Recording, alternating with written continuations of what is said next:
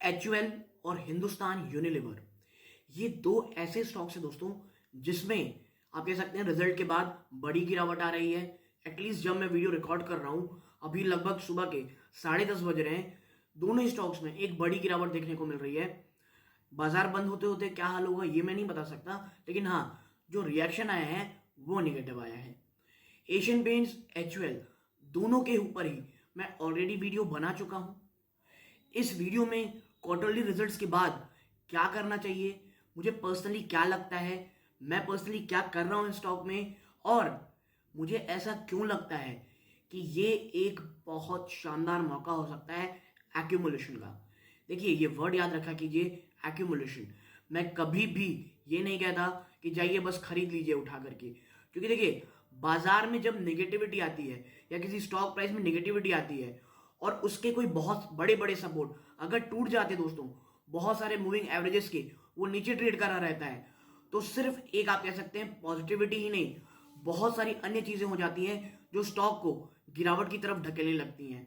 तो इन दोनों ही स्टॉक्स में, एशियन पेंट्स, एचयूएल में, क्या मुझे ज्यादा खराब लगा है, चर्चा डिटेल में नहीं करने वाला दोस्तों रिजल्ट के ऊपर, क्वार्टरली रिजल्ट के ऊपर, क्योंकि कोई बहुत ज्यादा चर्चा करने लायक है नहीं दोस्तों।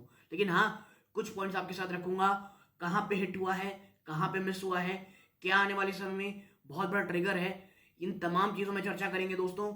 शॉर्ट एंड स्वीट तरीके से चर्चा करूंगा, बहुत लंबा वीडियो नहीं होने वाला। नमस्कार दोस्तों, मेरा नाम हिमताब मिश्रा और आज बात करने वाला हूं मैं एचयूएल और एशियन पेंट्स के ऊपर। सबसे पहले बात करें दोस्तों एशियन पेंट्स की, जो सबसे ज्यादा गिरावट दिखा रहा है। देखिए, क्वार्टरली नंबर्स आए, डेकोरेटिव पेंट का सेक्टर फ्लैटिश रहा। कंपनी ने जो बात कही दोस्तों वो समझने लायक है। एशियन पेंट के साथ प्रॉब्लम ये हुई है दोस्तों कि इस बार जो बारिश हुई है वो बहुत इराटिक वे में हुई है और बहुत ही लंबे समय तक चली। ये बहुत ज्यादा नेगेटिव असर किया दोस्तों इनके वॉल्यूम्स में। पॉजिटिव चीज जो कि मुझे लगता है सबसे ज्यादा मुझे कह सकते हैं बुलिश करती है स्टॉक के ऊपर, वो है दोस्तों इनके मार्जिन। कंपनी ने इतने ज्यादा कॉम्पिटिटिव एनवायरनमेंट में अपने मार्जिन्स को बचाने में कामयाब रही है। लगभग 18 साढ़े 18% के आसपास का इसका मार्जिन रहा है, जो कि बहुत बहुत बड़ी चीज है दोस्तों। कई जगह मैं देखता हूं लोग बहुत ज्यादा कह सकते हैं डराते रहते हैं कि भाई अब तो टक्कर ग्रासिम से है, अब तो कह सकते हैं जेएसडब्ल्यू पेंट आ रहा है, तो अब क्या एशियन पेंट्स क्या बोलते हैं क्या बचा पाएगा अपने आप को। तो मैं ये सब मानता हूं दोस्तों, लेकिन आप एक चीज समझिए, एशियन पेंट्स ये मुझे लगता है बहुत बहुत आप कह सकते हैं वेल स्टैब्लिश प्लेयर है, और इन तमाम चीजों की जो हडल है, जो ये बातें चल रही हैं, इनसे निकल के चला जाएगा। और मैं आपको बता दूं, जब ये तमाम चीजें लोग आपको डराते रहेंगे ना, स्टॉक जब नीचे तरफ जाता रहेगा, हर एक बड़ा इन्वेस्टर, हर एक बड़ा एनालिस्ट इसे धीरे धीरे एक्यूमुलेट करता रहेगा। मैं ये नहीं कहता हूं कि यहां से स्टॉक कभी नीचे जाएगा ही नहीं, क्योंकि मैं आपको बता दूं, अगर मैं आपको टेक्निकल एनालिसिस बताऊं, 2900 एक ह्यूमंगस सपोर्ट था, वो टूटता है 2800 के आसपास। देखिएगा ये थोड़ा स्ट्रगल करते दिखाई दे रहा है, और मुझे लगता है 2800 के नीचे जाता है 2750 टू 2800 बीच, और उसके बाद सीधा 2500। ये दो हर्डल एशियन पेंट्स के लिए हैं, और वो एक्यूमुलेशन के लिए काफी अच्छा रहेगा। डिस्क्लोजर के रूप में मेरी या मेरी फैमिली मेंबर जिनको मैं निवेश की साथ हम चर्चा करते हैं, वो स्टॉक में निवेशित हो सकते हैं दोस्तों, ठीक है। और अगर स्टॉक 2500 के आसपास जाता है तो मैं नेक्स्ट चंक ऑफ इन्वेस्टमेंट करने की सोच सकता हूं या करूंगा दोस्तों, ठीक है। और देखिए, एशियन पेंट्स में ना, जो आप कह सकते हैं अभी के समय में जो चीजें हो रही हैं वो ये है, कोरोना के समय दोस्तों क्या हुआ था कि जो लोकल प्लेयर्स थे, जो अनऑर्गेनाइज प्लेयर थे, वो थोड़ा सा दूर हो गए थे, क्योंकि मार्जिन को मेंटेन करना बहुत टफ था। लेकिन अब वापस से रिसर्जेंस हो रही है, जो लोकल प्लेयर्स हैं वो वापस में बहुत एग्रेसिवली आ रहे हैं दोस्तों। तो इसका भी एक नेगेटिव असर आपको यहां देखने को मिलेगा। एक रिपोर्ट का खुलासा मैंने थोड़े दिन पहले किया था, जब मैंने एशियन पेंट्स के ऊपर वीडियो बनाया था। मैंने कहा था कि भाई आईसीआई सिक्योरिटीज ने ऑलरेडी कह रखा है कि आने वाले 3 से 4 महीनों में जो डिमांड है वो थोड़ी सबड्यूड रहेगी, डिमांड थोड़ी सी उसमें कमी आएगी। तो ये भी, इसकी भी नेगेटिविटी इसके स्टॉक प्राइस में आपको देखने को मिलेगी। एशियन पेंट्स में आप कह सकते हैं जो आने वाले समय में जो एक बहुत बड़ा ट्रिगर मुझे लगता है वो है दोस्तों कि जो क्रूड ऑयल था, जो रॉ मटेरियल है, जो इसके 60% पेंट बनाने में जो रॉ मटेरियल का जो इस्तेमाल किया जाता है वो क्रूड ऑयल के थ्रू ही आता है। तो वहां पर कमी आना इसके लिए एक बहुत बहुत बड़ी राहत की बात है मार्जिन फ्रंट में दोस्तों। और यही कारण है कि जो वर्स्ट था, वर्स्ट इज ओवर दोस्तों, ऐसा कहा जा रहा है। चाइना के ओपन होने से कुछ इश्यूज आएंगे, और जब मैं आपके साथ वीडियो बना रहा हूं क्रूड ऑयल के दाम $84 के ऊपर भी चले गए हैं, और थोड़े आने वाले समय में ये ऊपर रहेंगे ऐसा कहा जा रहा है। तो एक चीज मैं और बता दूं कि अगर ऐसा नहीं भी होता है तो भी उसका सीधा फायदा, अगर क्रूड ऑयल ऊपर भी रहता है तो उसका सीधा फायदा कह सकते हैं आप एशियन पेंट्स को होगा, क्योंकि ये कंपटीशन में अपने अन्य पेंट सेक्टर को बहुत बड़े स्तरों पे बीट कर सकता है।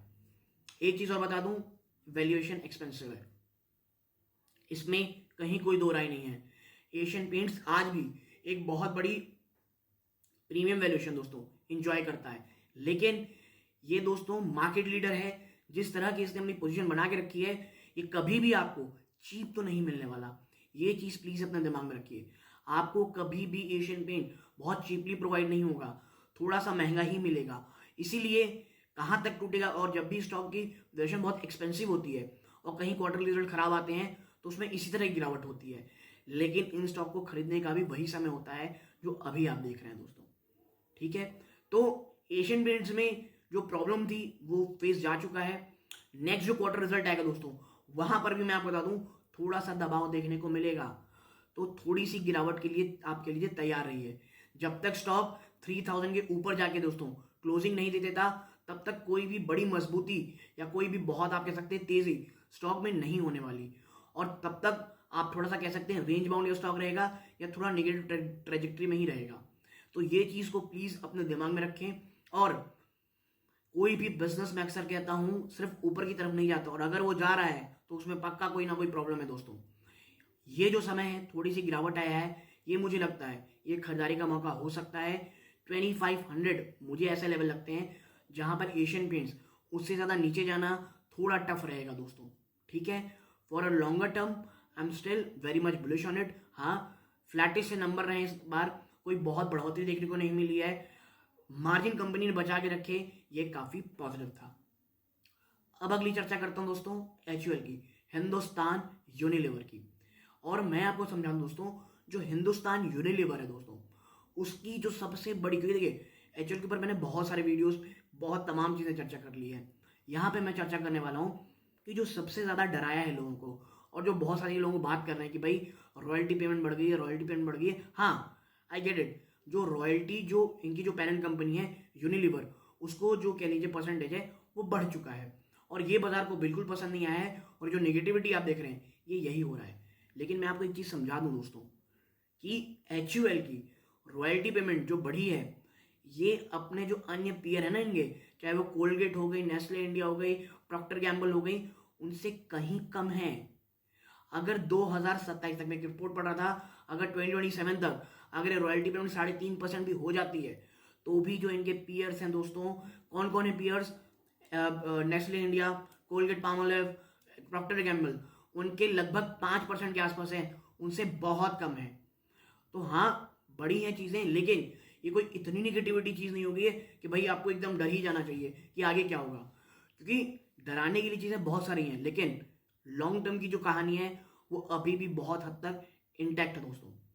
जो एक के लिए सबसे बुरा फेस था इन कंपनीज के लिए, एफएमसीजी, जो रॉ मटेरियल के प्राइसेस एक समय में बहुत एक्सपेंसिव थे, वो ओवर हो चुके हैं। हर एनालिस्ट यही कह रहा है that worst is over regarding raw material prices, और स्टॉक में जो गिरावट देखने को मिल रही है, ये काफी शानदार मौका है एक्यूमुलेशन का दोस्तों। फिर मैं कहूंगा 2500 ह्यूमंगस सपोर्ट है, बीच में स्टॉक गिरा था, वहां से वापस बाउंस करके आए। 2500 एचयूएल के लिए बहुत बहुत एक स्ट्रॉन्ग सपोर्ट है दोस्तों। और एक और चीज समझा दूं मैं आपको कि एचयूएल जो दोस्तों हिंदुस्तान यूनिलीवर जो है, यहां पर जो रॉ मटेरियल की जो कैलियर से प्रॉब्लम थी वो ऑलरेडी पीछे हो चुकी है, यानी वो तमाम चीजें खत्म हो चुकी हैं, और यहां से चीजें अच्छी होने वाली हैं।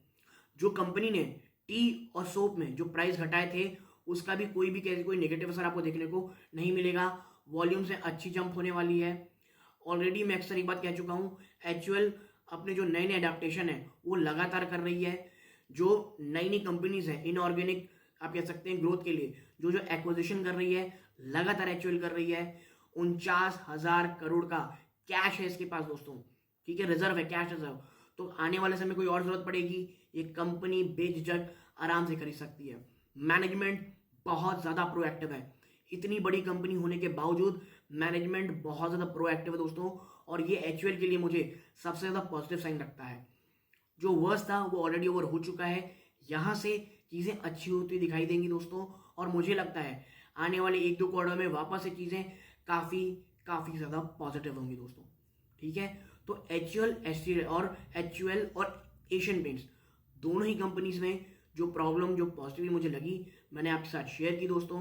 जो भी आपके डाउट्स थे, मुझे लगा आपके साथ जो भी मुझे आए थे मैंने क्लियर करने की कोशिश करी। और भी जो आपके सवाल हैं कमेंट बॉक्स में बताइए, और किसी कह लीजिए रिजल्ट के बारे में आपसे चर्चा सुनना चाहते हैं, व्यूज़ जानना चाहते हैं, कमेंट बॉक्स में बताइएगा। और आपकी क्या राय है एक्चुअल में इन दोनों स्टॉक को लेकर के, कमेंट बॉक्स में बताइएगा।